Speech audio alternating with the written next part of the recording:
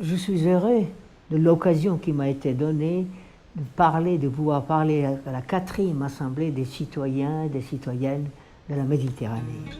Predrag Matvejević est né à Mostar en Bosnie-Herzégovine en 1932 de mère croate et de père russe.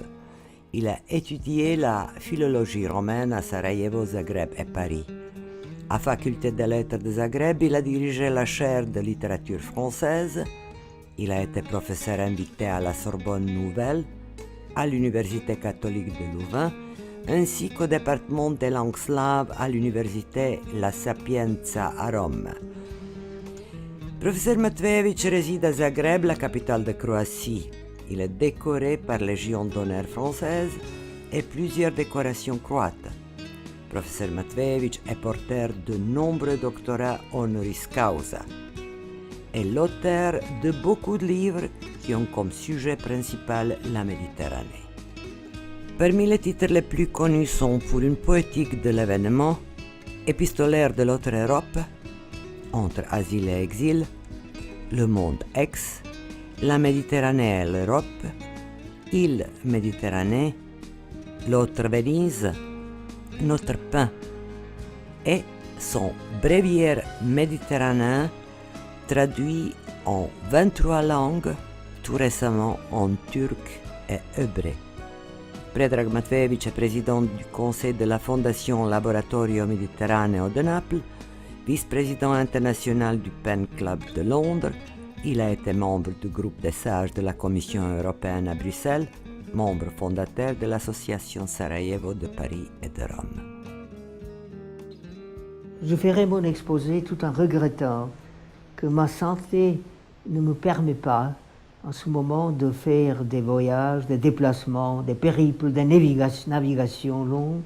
Et je vous parle de Zagreb, capitale de la Croatie, d'où je proviens, qui est devenue récemment membre de l'Union européenne et qui tâche à répondre aux exigences de cette haute fonction. Au départ se pose la question, c'est Fernand Braudel qui la pose, la question « Qu'est-ce que la Méditerranée ?» Il répond tout de suite 1000 choses à la fois. Non pas un paysage, mais d'innombrables paysages. Non pas une mer, mais une succession de mers. Non pas une civilisation, mais des civilisations entassées les unes sur les autres. Quelle belle réponse. Il ajoute, ce grand connaisseur de la Méditerranée, la Méditerranée est un très vieux carrefour. Depuis des millénaires, tout a conflué vers elle, brouillant, enrichissant son histoire. Nous savons donc depuis longtemps que cette mer n'est pas une réalité en soi, ni une constante. L'ensemble méditerranéen est composé de plusieurs sous-ensembles qui défient ou refutent certaines idées unificatrices. Et le problème qui se pose dans ce contexte, comment percevoir la Méditerranée? Parfois, je crois qu'on fait une erreur de percevoir la Méditerranée à partir de son seul passé. Ça reste une habitude tenace, des historiens surtout, tant sur le littoral que dans l'arrière-pays. Cette patrie des mythes, qui est la Méditerranée, a souffert des mythologies qu'elle a elle-même engendrées ou que d'autres ont nourries. Cet espace riche d'histoire a été souvent victime de l'historicisme, de toutes sortes d'historicisme. La tendance à confondre la représentation de la réalité avec la réalité elle-même se perpétue, hélas. L'image de la Méditerranée et la Méditerranée elle-même s'identifient rarement. Et ici comme ailleurs, il faut voir d'une part l'identité de l'être dans la Méditerranée et l'identité du faire. L'identité de l'être, difficile à définir, qui éclipse ou repousse parfois une identité du faire importante dans la Méditerranée, dans sa réalité, dans son histoire, dans son passé, dans son présent. D'après vous, pourrions-nous parler aujourd'hui d'une identité méditerranéenne ou bien des valeurs méditerranéennes? De certaines identités qui ont une valeur et d'autres choses identifiées qui n'ont pas la même valeur. Ça peut se faire et Et il faut en tout cas, il faut être conscient, en employant le mot identité, que nous ne voulons pas le remplacer par la particularité, parce qu'il y a particularité et particularité. Percevoir la Méditerranée à partir de son seul passé, de son identité dans le passé, de ses identités dans le passé, c'est une habitude qui reste, qui est tenace, tant sur le littoral que dans l'arrière-pays. Il faut dire dans ce contexte que la patrie des mythes, qui est la Méditerranée, a souffert des mythologies qu'elle a elle-même engendrées et des mythologies que d'autres ont nourries.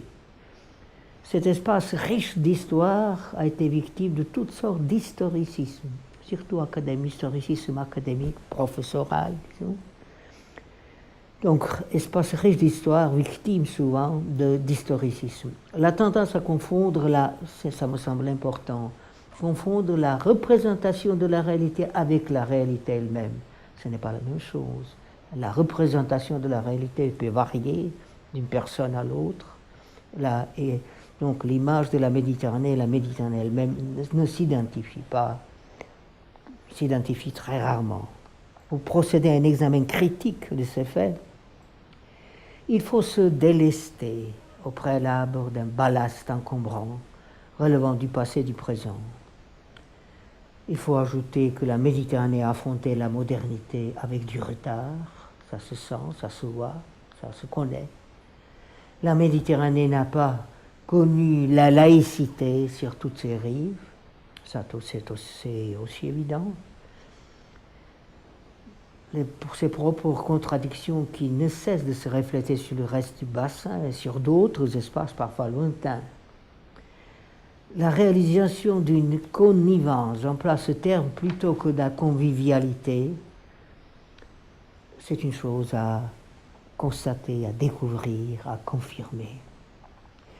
Et j'ajouterai à cela que les décisions concernant le sort de la Méditerranée sont très souvent prises ailleurs, en dehors de la Méditerranée. Et cela engendre, ça fait naître tantôt des frustrations, tantôt des fantasmes. Quoi qu'il en soit, les consciences méditerranéennes s'alarment et de temps en temps s'organisent, comme ici, nous, en ce moment, à Constantinople. Les exigences ont suscité, au cours des dernières décennies, plusieurs plans, projets, programmes, réunions. Je me souviens moi-même d'avoir insisté à Chartres, Athènes, Marseille, Barcelone, surtout la conférence de Barcelone, sous Romano Prodi, j'étais en quelque manière son assistant. Le plan bleu à Sophia Antipolis, qui projette l'avenir de la Méditerranée à l'horizon 2025. Ils ne sont pas encore là. Les vieilles déclarations de Naples, Malte, Tunis, Split, Palma de Majorque, entre autres. Ce sont des efforts pour sortir la Méditerranée de ces stagnations, de ces crises.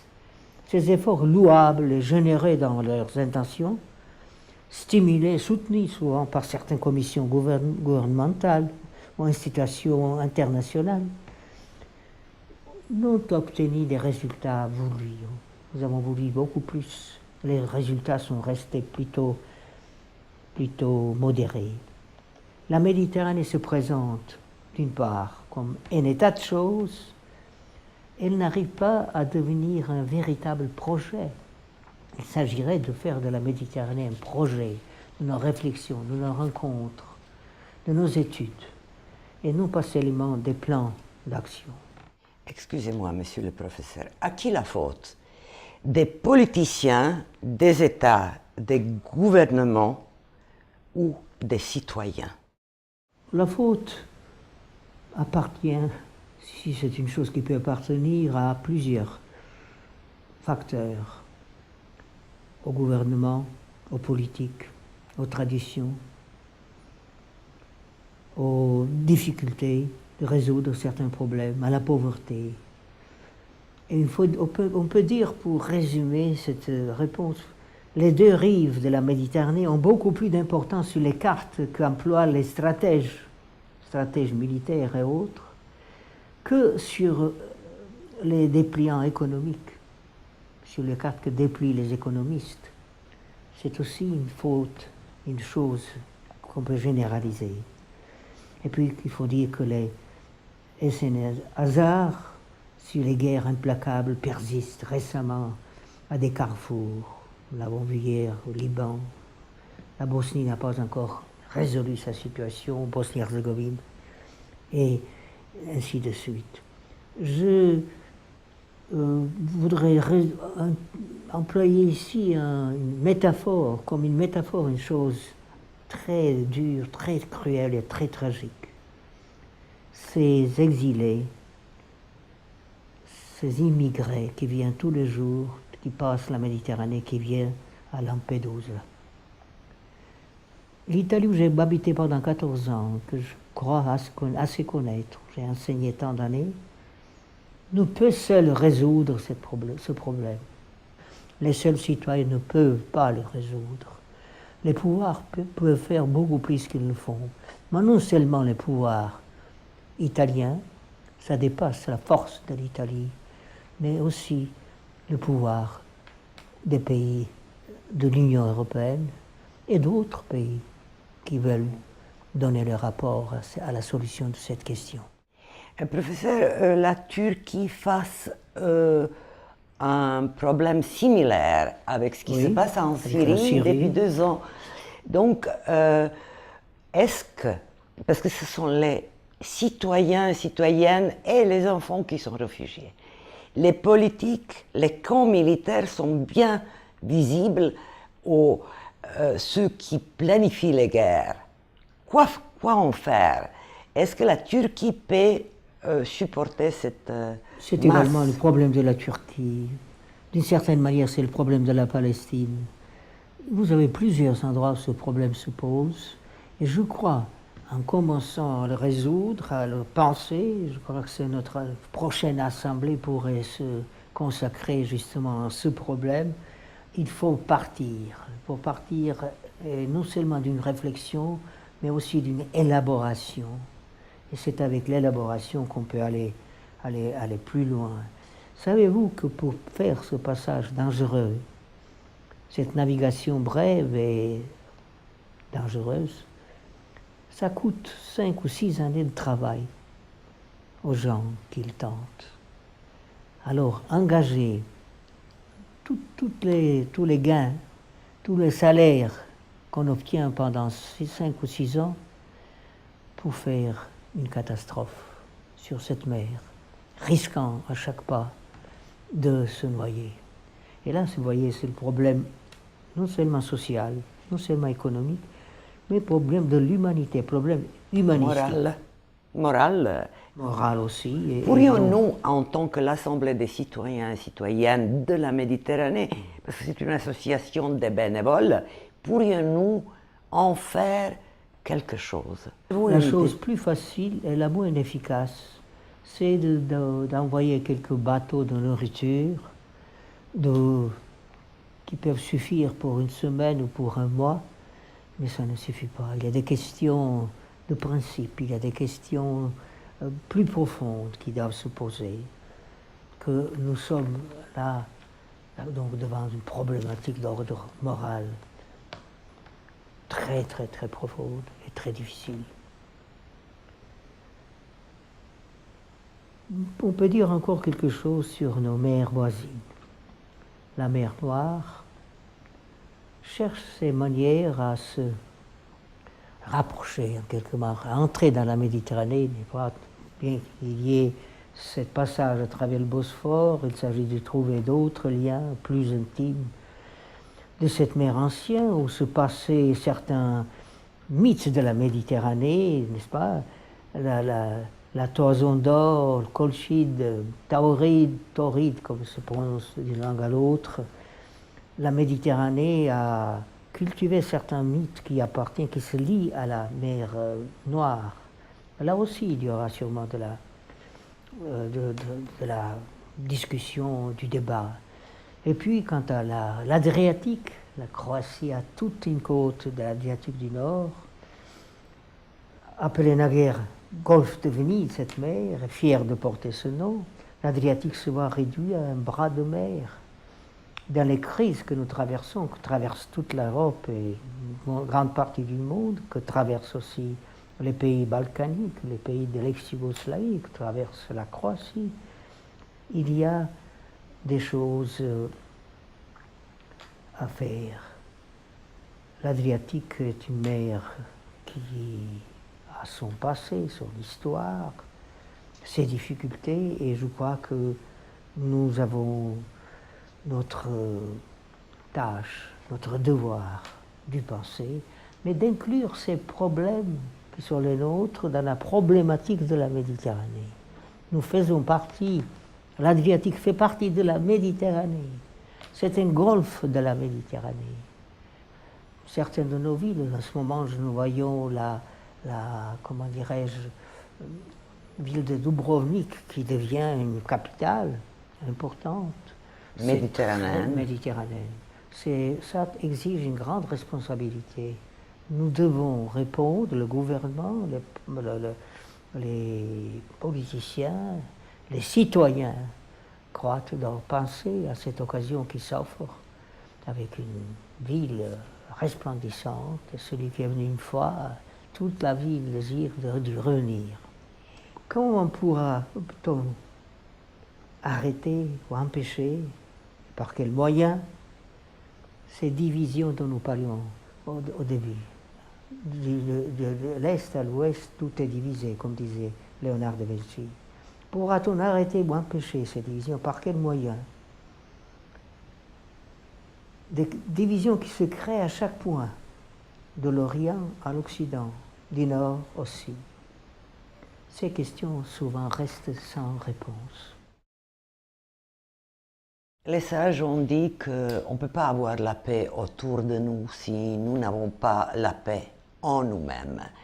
Comme vous êtes un des sages de cette Europe, de cette Méditerranée que nous aimons tous, pour conclure votre exposé, pourriez-vous nous faire une définition ou bien souligner la différence entre deux mots, géopolitique et géopoétique, que vous proposez aux citoyens et des citoyennes de la Méditerranée? Vous savez, géopolitique est liée, elle dépend des projets politiques qui sont souvent très opposés les uns aux autres, qui font les guerres, sont volontairement mal définis pour pouvoir échapper. Et donc, il pourrait y avoir une géopolitique honnête. Certaines tentatives de ce genre ont été faites, mais les résultats sont encore insuffisants. Géopoétique se trouve dans les œuvres de Valère. Peut-être pour ce qui concerne la mer, on pourrait dire aléopolitique, politique maritime. Là, il y a des problèmes aussi, il y a des problèmes pratiques, politiques. Il y a les zones où vous pouvez aller, où vous pouvez pêcher, où vous ne pouvez pas pêcher, etc. C'est aussi, vous savez, ces lois sont parfois très sévères, très répressives. Et donc, il faut distinguer l'un l'autre. Il faut être très prudent quand on voit ce qu'on vous offre et ce que vous prenez. Parce qu'on peut très facilement se tromper, être trompé.